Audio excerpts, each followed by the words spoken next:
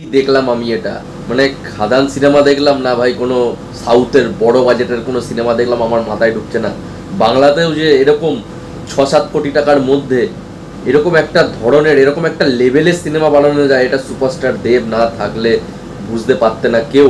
আমি অনেকটা স্পয়লার দেবো না, কারণ এর মধ্যে অনেকটা টুইস্ট আর টার্মস আছে, মানে অনেকটা তোমাদেরকে সারপ্রাইজ করবে মুমেন্টগুলো, তাই জন্য আমি অনেক কিছু দিচ্ছি না। কিন্তু ভাই দেখতে যা লেগেছে ভাই, পুরো মারাত্মক লেগেছে।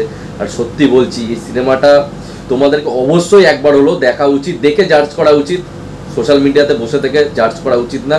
অবশ্যই সিনেমাতে যাও, গিয়ে দেখো, তারপরে বলবে যে সিনেমাটা ভাই কেমন করেছে সুপারস্টার দেব। মানে এত সুন্দর, সত্যি এত প্রমোশন যে করেছে, তার সফলতাটা অবশ্যই দরকার এই সিনেমাটার জন্য।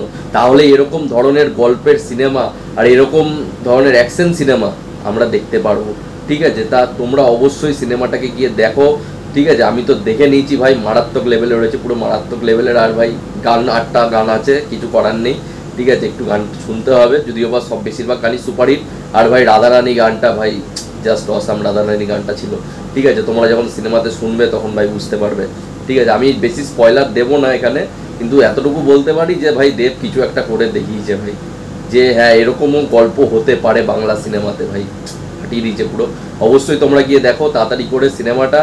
আর জানাও আমাকে কমেন্ট করে যে তোমরা দেখেছো কি দেখোনি, নিচে কমেন্ট করে অবশ্যই বলবে। এখনও ট্রেন্ডিংয়ে চলছে বুক মাই শোতে ভাই, প্রচুর টিকিট সেল হচ্ছে, প্রচুর টিকিট সেল হচ্ছে ভাই, মানে ধারণারও বাইরে। যাই হোক, সিনেমাটা আমার খুব পছন্দ হয়েছে। দেখা হচ্ছে পরের ভিডিওতে।